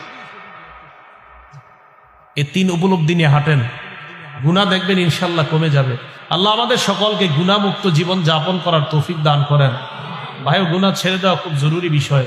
গুনাহ ছেড়ে দেন, গুনাহ ছেড়ে দেন, আল্লাহর রাস্তায় গুনাহ ছেড়ে দেন। কত গুনাহ করবেন বলেন? মোবাইল থেকে গানগুলা, সিনেমাগুলা ডিলিট করে দেন, আল্লাহর রাস্তায় এগুলা ডিলিট করে দেন, মেহেরবানি করে এগুলা ডিলিট করে দেন। মোবাইলে কত গুনাহ যে আপনার সাক্ষী আছে, এগুলা ডিলিট করে দেন। আপনি আজকে মারা গেলে কালকে আপনার ভাই, আপনার বোন, আপনার আব্বা আম্মা দেখবে আপনার মোবাইলে খারাপ কত কিছু, ছি ছি এই ছেলেটাকে কত ভালো মনে করতাম, আর সে এগুলো করে বেড়ায়। আল্লাহ আমাদেরকে হেফাজত করেন। এই গেল 2 নাম্বার, ফেরেশতাদেরকে লজ্জা পাওয়া। 3 নাম্বার আল হায়া মিনান নাস, মানুষকে লজ্জা পাওয়া। মানুষকে লজ্জা পাওয়ার কয়েকটা উদাহরণ দিব, দেওয়ার পর আপনারা প্রথমে বলেন আমরা এইখানে যারা আছি আমরা কি মুসলমান না অমুসলমান? বলেন আলহামদুলিল্লাহ। আমরা কি? একটু আওয়াজ দিয়ে মোহাব্বতের সাথে বলেন আমরা কি? ঠিক তো? তাহলে বুখারীর একটা হাদিস শোনানোর পর দেখি আওয়াজটা থাকে কিনা। বুখারী শরীফের 7 নাম্বার হাদিস। আবু সুফিয়ান রাদিয়াল্লাহু তাআলা আনহু তখনও মুসলমান হয় নাই। আমাদের নবী একটা চিঠি লিখলেন বাদশাহ হিরাক্লিয়াসের কাছে। বাদশাহ হিরাক্লিয়াসকে আল্লাহ নবী দাওয়াত দিলেন, আদউকা বিদিআয়াতিল ইসলাম, হে বাদশাহ মিন মুহাম্মাদির রাসূলিল্লাহ সাল্লাল্লাহু আলাইহি ওয়াসাল্লাম, আমি মুহাম্মদের পক্ষ থেকে তোমার কাছে একটা চিঠি পাঠাইলাম, হেদায়েতের বার্তা পাঠাইলাম, আমি তোমাকে ইসলামের দিকে দাওয়াত দিচ্ছি। আসলিম তাসলাম, তুমি যদি ইসলাম গ্রহণ করে নাও তাসলাম, তুমি নিরাপত্তা লাভ করবা। নবীজি চিঠিতে লিখলেন। এরপর নবী লিখলেন তুমি যদি ইসলাম গ্রহণ না করো ফাইন্না আলাইকা ইসমাল আরিসিয়িন, তোমার প্রজা যারা তাদের গুনাহগুলা তোমার উপর বর্তাবে। কারণ তুমি ইসলাম গ্রহণ না করলে তারাও মুসলমান হবে না, তুমি মুসলমান হলে তারা হয়ে যাবে, তুমি না হলে তারা হবে না, তাদের গুনাহ তোমার উপর যাবে। এবার দেখেন কি কয়। তো বাদশার এই চিঠি লেখার পর বাদশা চিন্তা করলো সর্বনাশ, এটা আবার কে, এমন চিঠি আমার কে লেখছে। বাদশা তখন চিন্তা করলো এই এলাকায় মক্কার নবী মুহাম্মদ তাকে চিনে এমন কেউ আছে কিনা।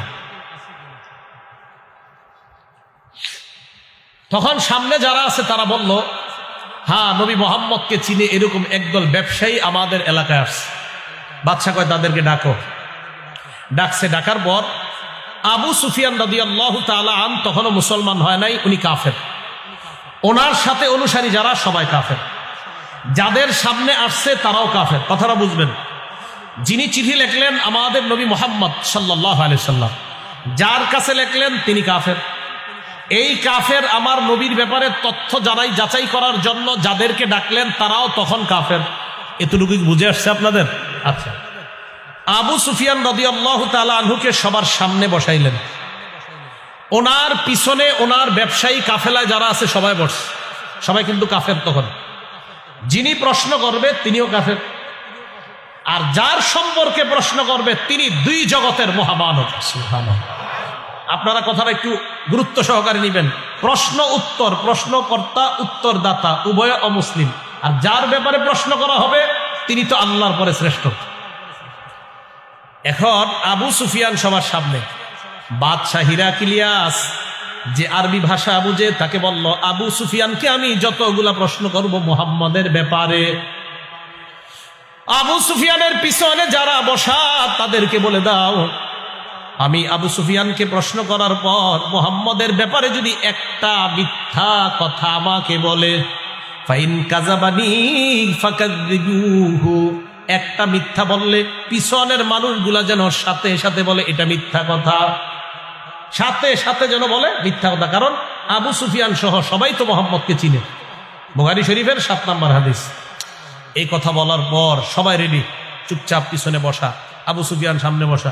আমাদের নবীজির ব্যাপারে অনেকগুলা প্রশ্ন করলো।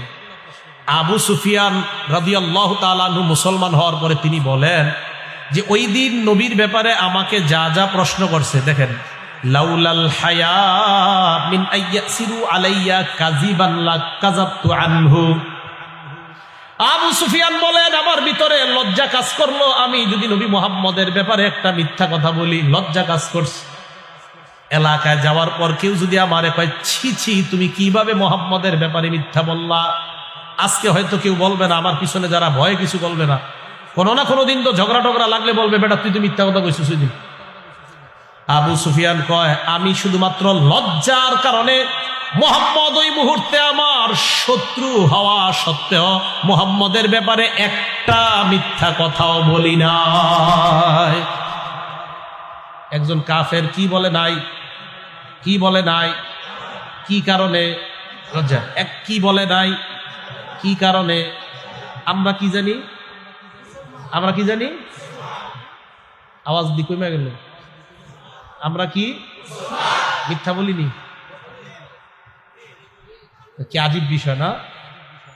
আপনারা এখানে ব্যবসায়ী আছেন, কত কর্মজীবী আছেন, আপনারা যারা কাজে যান, বস ফোন দেয়, কই আসো, আপনি আসেন এখনো 20 মাইল দূরে, আপনি বলেন কি, বস এই তো ঢুকতেছি, এই তো মানে 20 মাইল। আপনারা আমারে বলতে পারেন, হুজুর আপনি বয়ানের সময় কি করেন? আমি বয়ানের সময় জেনে থাকি, আমার সফর সঙ্গী কন এই জায়গায় কর, আপনি যেই জায়গায় করবেন আগে তো যাইতে পারবেন না, বাকি এনে বলেন, বাকি ফোন কম দিতে বলেন, তাহলে মেজাজ খারাপ হয়ে যায়। বলেন যে টঙ্গি আছি, আর বলেন ফোন দিবেন না আগামী 2 ঘন্টা, দিলে খবর আছে। বলেন টঙ্গি আছে, বলেন উত্তর আছে, বলেন মিরপুর আছে, হুজুর টেনশনে আছি, এত মেজাজ খারাপ হয় যখন বার বলতেছি উত্তরা, তো আপনার আকল নাই উত্তরা থেকে কতক্ষণ লাগবে আসতে? এই রাস্তা সম্পর্কে অভিজ্ঞতা নাই আপনার? কিন্তু যদি বলতাম আমি মাওনা আছি, দা ঠিক আছে হুজুর আইসা পড়ছে, মিথ্যা কথা হয়তো, উনিও খুশি আমিও খুশি। মিয়া বক্তাদেরকে আপনারা মিথ্যাবাদী বানান।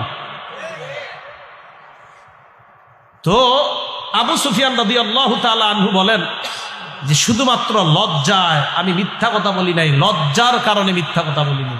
এখন ভাই আমরা মুসলমান, তাহলে একটু চিন্তা করেন, আজকে হাদিসটা চিন্তা করবেন, একটা অমুসলমান লজ্জায় মিথ্যা বলে নাই, আর আমরা মুসলমান ডেলি প্রতিদিন এত মিথ্যা কথা বলি। রাত্রে শোয়ার সময় যদি ক্যালকুলেটর নিয়ে হিসাবে বসি, কম্পিউটারে মনে হয় ধরবে না, এত পরিমাণ আমাদের মিথ্যা, উঠতে বসতে মিথ্যা।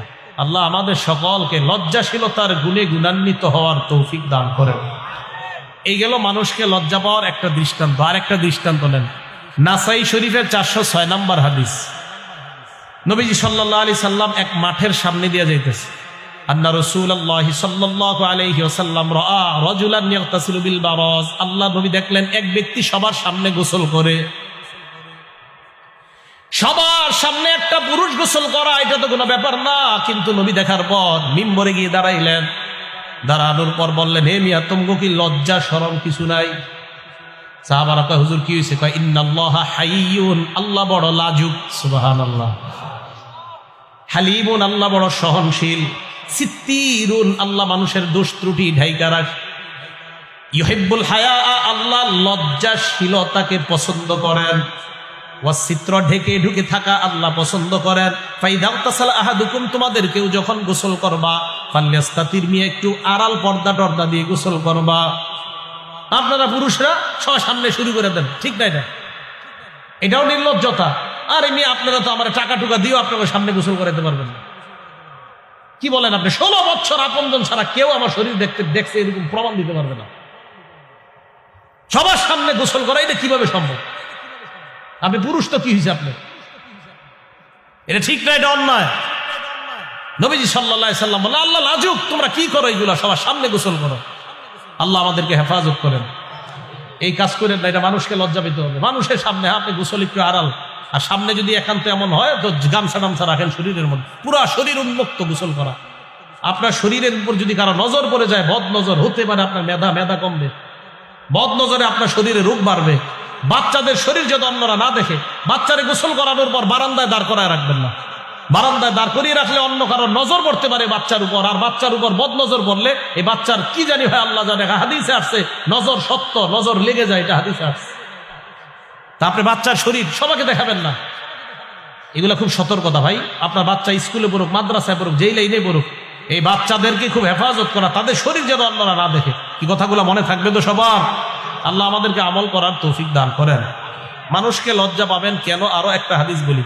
আপনাদের এলাকায় কি ধান ক্ষেত হয়? আশেপাশে ধান লাগানোর শুরুতে এটার কি কয়? হালি না রোয়া? রোয়া যখন এভাবে রোয়, কয়জনে সিরিয়ালে রোয়? হ্যাঁ 10-12 জন বা আরো বেশি, তখন তারা কি করে? কাঁচা দেয়। কি করে? কাঁচা দেয়। কাঁচা দিলে হাঁটু দেখা যায় কিনা? রান। আর রান দেখা যায় কিনা?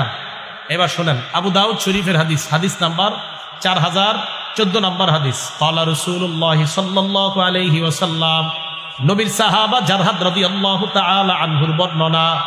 জারহাদ রাদিয়াল্লাহু তাআলা আন বলেন, জারহাদ রাদিয়াল্লাহু তাআলা আনহু বলেন, জালাসা রাসূলুল্লাহ সাল্লাল্লাহু আলাইহি ওয়াসাল্লাম ইনদানা, আমাদের সামনে নবী বসা, ওয়া ফাখিজি মুনকাশিফা, আমার রান খোলা। আমাদের সামনে নবী বসা, আমার রান খোলা। নবী আমার দিকে তাকায়া বললেন, আমা আলিমতা আন্নাল ফাখিজা আওরা, এই মিয়া তোমার শরম নাই? তুমি জানো না রান ঢাকা রাখতে হয়? তাড়াতাড়ি ঢাকো। সুবহানাল্লাহ। বলেন রান কি খোলা রাখা যাবে না? ঢাকে রাখতে হবে, ঢেকে রাখতে হবে।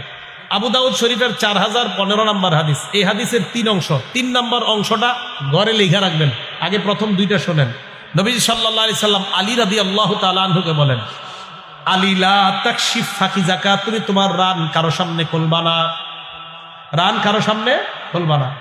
ওয়ালা তানজুর ইলা ফাখিজি হাইয়িন, দ্বিতীয় অংশ, তুমি কোন জীবিত ব্যক্তির রানের দিকে তাকাইবা না, জীবিত কারো রানের দিকে তাকাইবা না। এখন দেখেন, আপনারা যাদেরকে আইডল মনে করেন, সাবানের বিজ্ঞাপন অথবা যে কোনো বিজ্ঞাপন, এইগুলোর মধ্যে অশ্লীল কোনো ফটো হয় কি হয় না? হয় না? ফটো অশ্লীল, সাথে সাথে সাবানের বক্স ফালায় দেন, সাবানের ইয়াটা প্যাকেটটা ফালায় দেন, সাবানটা রেখে প্যাকেটটা তাড়াতাড়ি ফালায় দেন। নবীজি বলছেন, লা তানজুর ইলা ফাখিজি হাইয়িন, জীবিত ব্যক্তির রানের দিকে তাকাও না, এটা দ্বিতীয় অংশ। 3 নম্বর অংশ এটাই লিখে রাখবেন বলছি করে, ওয়ালা তানজুর ইলা ফাখিজি মাইয়িতিন, মরা ব্যক্তির রানের দিকেও তাকাও না। কি ব্যক্তি? মরা ব্যক্তি। তাহলে মরা ব্যক্তির রান যদি দেখা হারাম হয়, জীবিত ব্যক্তির রান দেখা হারাম না হালাল? আরো জোরে হারাম। তাহলে বলেন তো, এই অপরাধগুলা, এই যে অঙ্গ প্রত্যঙ্গ আমাদের উল্টাপাল্টা হয়ে যাওয়ার অপরাধগুলা আমাদের কারা হয় কি হয় না? এক রুমে বন্ধুরা আপনারা থাকেন, সাবধানতা অবলম্বন করবেন, কেউ কারো রান যেন ইচ্ছাকৃতভাবে রানের উপর নজর না পড়ে, আল্লাহ হেফাজত করেন। আবু দাউদ শরীফের 4018 নম্বর হাদিস। এই হাদিসের মধ্যে রাসূল করিম সাল্লাল্লাহু আলাইহি সাল্লাম বলেন, লা ইয়ানজুরুর রাজুলু ইলা উরিয়াতির রাজুল বা ইলা আওরাতির রাজুল, এক পুরুষ অপর পুরুষের গোপন অঙ্গের দিকে দেখবে না, লজ্জাস্থানের দিকে তাকাবে না। ওয়ালাল মারআতু ইলা উরিয়াতিল মারআ বা ইলা আওরাতিল মারআ, এক নারী অন্য কোন নারীর গোপন অঙ্গের দিকে তাকাবে না। এবার আল্লাহ নবী বলেন, ওয়ালা ইউজির রাজুলু ইলা রাজুলি ফি সাওবিন ওয়াহিদ, এক পুরুষ আরেক পুরুষের সাথে এক কাঁথার নিচে, এক কম্বলের নিচে ঘুমাবে না। এক পুরুষ আরেক পুরুষের সাথে এক কাঁথা, এক কম্বল, এক লেপের নিচে শুইতে দিবেন না।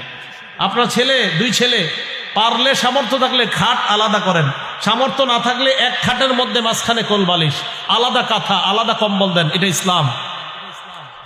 এক কাঁথার নিচে 2 মেয়েকে থাকতে দিবেন না। নবীজি বলেন, ওয়ালা তুফজিল মারআতু ইলাল মারআতি ফি সাওবিন ওয়াহিদ, 2 নারী 2 মেয়ে এক কাঁথা এক কম্বলের নিচে ঘুমাবে না, এটা ইসলাম। ভাই কথাগুলো কি বুঝে আসছে সবার? তাহলে আপনার 2 ছেলে আছে, 2 মেয়ে আছে, ছেলে মেয়ে তো এক কাঁথার নিচে দিবেনই না ভাই বোন, আর 2 ভাইকেও এক কাঁথার নিচে শোয়াবেন না, 2 বোনকেও এক কাঁথার নিচে শোয়াবেন না। আমি আবার বলছি আস্তে ধীরে, 2 ভাই এক কাঁথার নিচে এক কম্বলের নিচে দিবেন না, 2 বোন এক কাঁথা এক কম্বলের নিচে দিবেন না। ভাই বোনকে তো প্রশ্নই আসে না এক কাঁথা কম্বলের নিচে। ছোট থেকেই আপনারা এই অভ্যাস গড়ে তোলেন, 3-4 বছর বয়স থেকে ইনশাল্লাহ এই মানসিক করে গড়ে তোলেন, আপনার ছেলে আল্লাহর অলি হয়ে বড় হবে, অলি হয়ে বড় হবে। অভ্যাস তৈরি করেন। এটা আমাদের রাসূল সাল্লাল্লাহু আলাইহি সাল্লাম আমাদেরকে শিক্ষা দিয়েছে। লজ্জাশীলতার গুণে আল্লাহ আমাদেরকে গুণান্বিত হওয়ার তৌফিক দান করেন। আমাদের নবীজি কতটা লজ্জাশীল ছিলেন? কানা রাসূলুল্লাহ সাল্লাল্লাহু আলাইহি ওয়াসাল্লাম আশাদ্দা হায়াআম মিনাল আযরা'i ফি খিদরিহা, একজন কুমারী মেয়ে পর্দার আড়ালের মধ্যে যতটা লাজুক, এর চাইতে বেশি আমাদের নবী লজ্জাশীল ছিলেন। একজন কুমারী মেয়ের চাইতে আমাদের নবীজি আরো বেশি লজ্জাশীল ছিলেন। আমাদের নবী কতটা লাজুক ছিলেন একটা হাদিস শুনলে বুঝবেন। বুখারী শরীফের 314 নম্বর হাদিস। আম্মা জান আয়েশা সিদ্দিকা বলেন, এক মেয়ে আসছে নবীজির কাছে, এক নারী মাসালা জিজ্ঞাসা করতে। আর সাধারণত আপনার বিবিরা পছন্দ করে না যে কোনো নারী আমার স্বামীর সাথে কথা বলুক। তো মুফতি সাহেব, আমাদের নবী যে মুফতি, পৃথিবীর শ্রেষ্ঠ মুফতি সাহেব, তো নবীজির কাছে তো মাসালা জিজ্ঞাসা করতে আসবে। বাকি আম্মা জানের এগুলো খুব লাগতো, আরে মহিলারা আপনার কাছে মাসালা জিজ্ঞাসা করতে আসে কেন? আবার অনেক নারীরা আসতো, আল্লাহ বলছে যে কোনো নারী যদি নবীর জন্য হেবা করে দেয় নারীরা নিজেদেরকে, এটাও জায়েজ আছে। তো নারীরা এসে অনেক সময় বলতো, হুজুর আমি আপনার জন্য নিজেকে হেবা করে দিছি। আম্মাজান বলতে, এগুলা লজ্জা নাই? নবীরা এসে কয় নিজের হেবা করে দিছে, এই তোমাকে শরম নেই? নবীর কও আইসা যে আমরা আপনার জন্য দান করে দিস, এটা কিন্তু আল্লাহ জায়েজ করছে। তো নবীজি বলে এই কথা আম্মাজান আয়েশা কোরআনে জানায় দেয়। তো যাই হোক, এক নারী আসছে রসুল করিম সাল্লাল্লাহু আলাইহি সাল্লামের কাছে মাসালা জিজ্ঞেস করার জন্য। তো নবীজি তো মুফতি সাহেব, দুনিয়ার সবচেয়ে বড় মুফতি, দুনিয়ার সবচেয়ে বড় মুহাদ্দিস, দুনিয়ার সবচেয়ে বড় আলেম আমাদের নবীজি সাল্লাল্লাহু আলাইহি সাল্লাম। আয়েশা মাসালা জিজ্ঞাসা করছে, কি মাসালা? আন গুসলিহা মিনাল হায়জ। একটা নারী, এই জায়গাটা শ্রদ্ধার সাথে শুনবো, আমরা কেউ হাসবো না। মা বোনরা আল্লাহর পক্ষ থেকে অসুস্থ হয়, তো এই অসুস্থতার মাসালা জিজ্ঞাসা করার জন্য আসছে নবীজির কাছে। আসার পর রসুল করিম সাল্লাল্লাহু আলাইহি সাল্লামকে প্রশ্ন করছে। তো নবীজি বললেন, খুজি ফিরসাতাম মিনাল মিসকি ফাতাতাহহারি বিহা। তুমি কস্তুরী মিশ্রিত কাপড় নেও, নেকড়া নেও, এটা দিয়ে নিজেকে পবিত্র করো। নারীরে নবীজি নিয়ম শিখাইয়া দিলেন। নারী আবার কয়, কাইফা তাতাহহারু, হুজুর কিভাবে পবিত্রতা অর্জন করব? নবীজি বললেন, যেভাবে বললাম ওইভাবে। এই যে বললাম না, কস্তুরী মিশ্রিত নেকড়া নাও, এটা দিয়ে পরিষ্কার করবা। নারী আবার কয়, কাইফা তাতাহহারু, হুজুর কিভাবে যেন পবিত্রতা অর্জন করবো? নবীজি কয়, সুবহানাল্লাহ। মানে এই সুবহানাল্লাহ মানে, আরে আশ্চর্য নারী তো, আমি না তোমাকে বললাম এটা কাপড় নাও কস্তুরী মিশ্রিত, এটা দিয়ে পরিষ্কার করবা। নারী আবার কয়, কাইফা তাতাহহারু, হুজুর কিভাবে যেন পবিত্র হতে পারবো? আম্মা জান আয়েশা কয়, ফাজতাবাসতুহা ইলাইহি, এটার টাইট আমার কাছে নিয়ে আসে, এই দিয়ে আসো। এক প্রশ্ন বারবার করো, আসো এইদিকে। আম্মা জান কয়, আমি আইনা তারে বুঝাই দিছি, এই তুমি এত প্রশ্ন, এক প্রশ্ন বারবার এটা করো। জানো না নবীজি সবচেয়ে লাজুক, সবচেয়ে লজ্জাশীল, নবীর এই কথা বারবার বলাতে নবী লজ্জা পাইতেছিলেন। সুবহানাল্লাহ। নবীজি সাল্লাল্লাহু আলাইহি সাল্লাম খুব বড় লাজুক ছিলেন। বুখারী শরীফের 349 নম্বর হাদিস, আল্লাহর কাছ থেকে আসতেছে। মুসা আলাইহিস সালাতু ওয়াস সালাম কয়, কি ব্যাপার, ঘটনা কি, কি নিয়ে আসছেন? কয় 50 ওয়াক্ত নামাজ। কয় ফাইন্না উম্মাতাক লা তুতিক, আপনার উম্মত পারবে না, যান যান তাড়াতাড়ি যান, আরো কমায় আনেন। তো কি আছে, কমায় দিস। কমায় আনতে আনতে আনতে আনতে 45 ওয়াক্ত কমাইস, আছে কয় ওয়াক্ত? মুসা আলাইহিস সালাতু ওয়াস সালাম ভাই কি নিয়ে যান? কয় 5 ওয়াক্ত। আপনি যান, আপনার উম্মত 5 ওয়াক্তও পড়বে না, আরো কমায় আনেন। আমাদের নবী কয়, ইস্তাহিয়াই তুমি রব্বি, আমার শরম করতেছে আর যাইতে, আর যাবো না আমি, বারবার যাইতেছি আনতেছি, যাইতেছি আনতেছি, আমার লজ্জা করে। ইস্তাহিয়াই তুমি রব্বি। আমাদের নবীজি বলেন, আমি লজ্জায় আর যাই নাই, 5 ওয়াক্ত নিয়ে রওনা করলাম। আল্লাহ বললেন, লা ইবাদদালুল কাউলু লাদাইয়া, আমার কথার কোনো পরিবর্তন হবে না হাবিব, আপনার উম্মত 5 ওয়াক্ত পড়বে। আমার ফয়সালা আগেরটাই রয়ে গেল, 50 ওয়াক্ত পড়লে সওয়াব দিতাম 50 ওয়াক্তের, এখন 5 ওয়াক্ত পড়বে, সওয়াব 50 ওয়াক্তের পাবে, আগেরটাই রয়ে গেছে। নবীজি বলেন, ইস্তাহিয়াই তুমি রব্বি, আমার লজ্জা লাগলো আল্লাহর কাছে আবার যাইতে। আরেকটা হাদিস শোনেন, আমাদের নবী কতটা লজ্জা পাইতেন। আমরা মেহমান হই না মাঝে মাঝে মানুষের বাসায়? এখন অনেক মেহমানরা কি মনে করে জানেন, কারো বাসায় মেহমান হইলে যে উনি মনে হয় চিরতরে ওই বাসায় চলে গেছে, বাস আমি আর আসবো না এই বাসা থেকে, আমি মেহমান হইলাম মানে আমি এখানে থাকবো আর কখনো যাব না, এরকম একটা ভাবসাব চিন্তা ভাবনা। নবীজি হযরত জয়নব রাদিয়াল্লাহু তাআলা আনহাকে বিয়ে করলেন। বুখারী শরীফের হাদিস নাম্বার 4793 নাম্বার হাদিস। চা দিও না, চা খাই না। রাসূল করিম সাল্লাল্লাহু আলাইহি সাল্লাম হযরত জয়নব রাদিয়াল্লাহু তাআলা আনহাকে বিয়ে করার পর নবীজি সাল্লাল্লাহু আলাইহি সাল্লাম রুটি দিয়া আর গোশত দিয়া অলিমার আয়োজন করছে। অলিমার আয়োজন করার পর হযরতে আনাস বলেন, উরসিলতু আলান নাসি দাইয়া, মানুষকে দাওয়াত দেওয়ার জন্য আমাকে নির্বাচন করা হলো, আমাকে পাঠানো হলো। সাহাবাদেরকে আমি দাওয়াত দিতে থাকলাম। সাহাবারা নবীর বাসায় আসে, গোশত রুটি খায়, আবার চলে যায়, আবার আসে, আবার গোশত রুটি খায়, আবার চলে যায়। দাওয়াত দিতে দিতে এক পর্যায়ে হাত্তা মা আজিদু আহাদান আদউ, আমি দাওয়াত দেওয়ার মতো আর কাউকে পাই না। নবীজিকে বললাম, হুজুর আর কেউ বাকি নাই, সবাইকে দাওয়াত দেওয়া শেষ, সবাই খাইছে। নবীজি বলেন, ইরফাউ তাআমাকুম, খাবার উঠায় নাও। তাকায় দেখে 3 জন বৈশা বৈশা গল্প করে বাসায়। নবীর বাসায় কয়জন? এখন ওনাদেরকে নবী শর্মে বলতে পারতেছে না, আপনারা উঠেন যান। নতুন বিবি ঘরে বসা, পাশের রুমে মেহমানদারি চলতেছে, পাশেই বাসার সামনেই। তো নবীজি বলতে পারতেছে না যান। নবীজির ঘর তো ছিল একদম ছোট। আম্মাজান আয়েশা তো বলেন, যেই ঘরে নবীজি নামাজ পড়তেন এত ছোট ছিল যে আম্মাজান আয়েশা সিদ্দিকার সামনে শুয়ে থাকতেন, নবী নামাজ পড়তেন। তো নবীজি যখন রুকু সেজদা দিতে হতো, আম্মাজান পা দুইটারে এইভাবে রেখে দিতে হতো, তখন নবীজি সেজদা দিতে হতো। ছোট ঘর ছিল। এখন নবীজি সাল্লাল্লাহু আলাইহি সাল্লাম মেহমানদারি করছে, ঘরের আঙ্গিনাই মনে করেন বা ঘরেই 3 জন বৈশা গল্প করতেছে। নবীজি লজ্জায় বলতে পারতেছে না যে আপনারা যান বা কি বলবে। তো নবীজির নিয়ম ছিল কোন নারী কোন বিবির সাথে বাসর রাত করার পরের দিন নবী সব বিবিদের সাথে দেখা করতেন, এটা নবীজির নিয়ম ছিল। ওই রাত্রে নবীজি কি করলেন, চিন্তা করলেন কি করা যায়, দেখি আয়েশার ঘরে যাই, সবগুলার সাথে একটু দেখা করে আসি। নবীজি ওই যে এরা তিনজন বসা তো কি করবে, ফানতালাকা ইলা হুজরাতি আয়েশা, আয়েশা সিদ্দিকার ঘরের সামনে যায়, গিয়ে বলে আসসালামু আলাইকি ইয়া আহলাল বাইত, কেমন আছো তোমরা? আয়েশা সিদ্দিকা কয় ওয়া আলাইকুমুস সালাম, ভালো আছি হুজুর। কাইফা ওয়াজাদতা আহলাক, নতুন বিবি কেমন পাইলেন? সুবহানাল্লাহ, নতুন বিবি কেমন? নবী সাল্লাল্লাহু আলাইহি সাল্লাম বাস কথাবার্তা বইলা এরপরের বিবির কাছে যায়, সব বিবির ঘরের সামনে গিয়ে সালাম দেয়, বিবিরা সালামের জবাব দেয়, আর সব বিবি একই প্রশ্ন, হুজুর নতুন বিবি কেমন পেয়েছে? নবী সাল্লাল্লাহু আলাইহি সাল্লাম সব বিবিদের ঘরে যাওয়ার পর আবার বাসায় আসছে।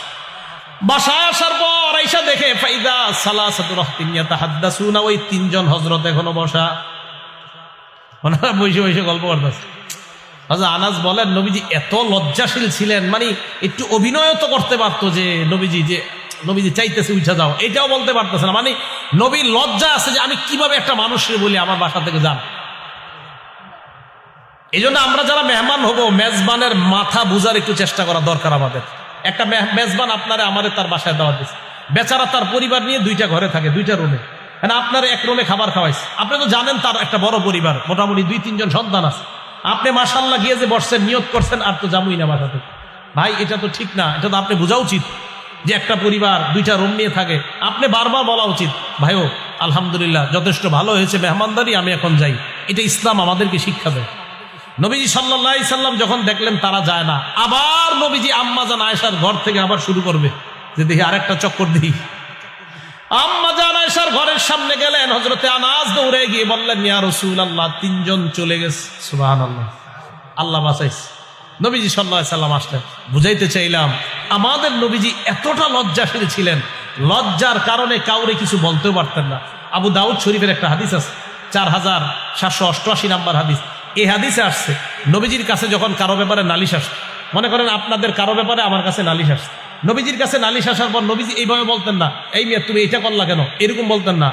নালিশ আসার পর আল্লাহ নবী বলতেন মা বালু আকওয়াম, মানুষের কি হইলো যে মানুষ ইদানিং এই অপরাধ করে, বলতেন না তার কি হইলো যে সে এই অপরাধ করে, বলতেন আরে মানুষের হইল কি, মানুষ ইদানিং এই অপরাধ করে।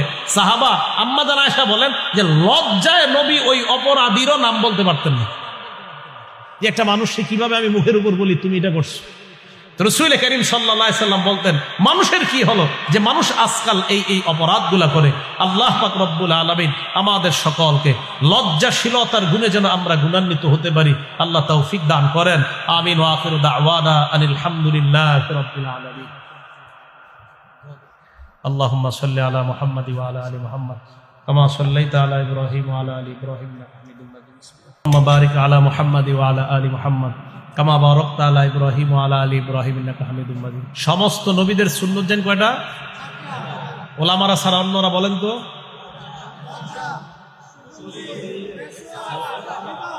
মনে থাকবে তো? মেসওয়াক করেন সবাই? দেখি কারা কারা করেন।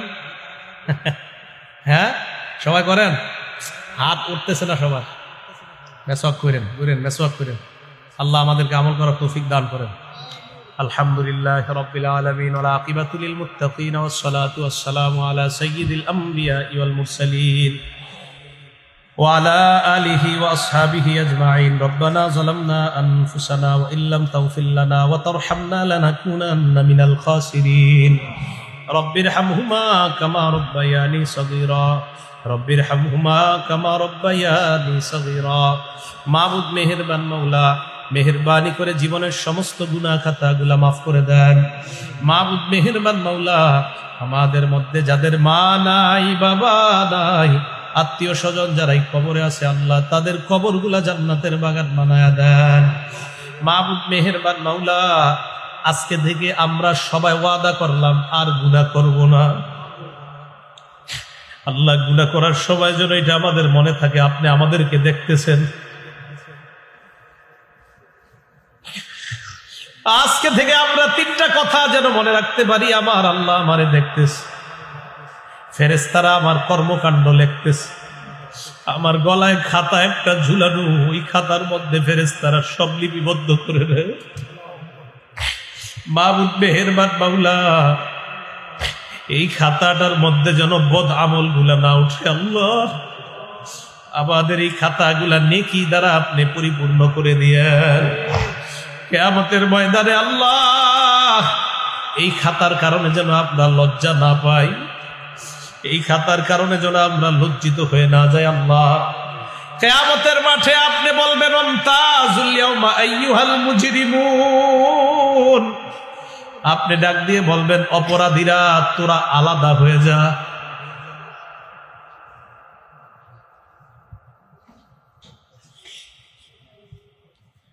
মেহেরবানি করে আমাদেরকে নেক আমল অর্জন করে আমরা যেন পরিপূর্ণ মুসলমান হয়ে কবরে যাইতে পারি তৌফিক দান করে দেন। আমাদের জিন্দেগির সব গুনাহ খাতাগুলা মাফ করে দেন আল্লাহ। মেহেরবানি করে জীবনের সমস্ত গুনাহ খাতাগুলা মাফ করে দেন। মাবুদ মেহেরবান মাওলা, আমাদের মধ্যে যাদের মা নাই বাবা নাই আত্মীয় স্বজন যারা কবরে আছে আল্লাহ মেহেরবানি করে তাদের কবরগুলা জান্নাতের বাগান বানায় দেন। মাবুদ মেহেরবান মাওলা, মেহেরবানি করে জিন্দেগির সব গুনাহ খাতাগুলা মাফ করে দেন। মাবুদ মেহেরবান মাওলা, আমাদের মধ্যে যাদের মা নাই বাবা নাই আত্মীয় স্বজন যারাই কবরে শায়িত আছে আল্লাহ মেহেরবানি করে তাদের কবরগুলা জান্নাতের বাগান বানায় দেন। মাবুদ মেহেরবান মাওলা, এই মাদ্রাসা মসজিদকে আপনি কবুল করে নেন।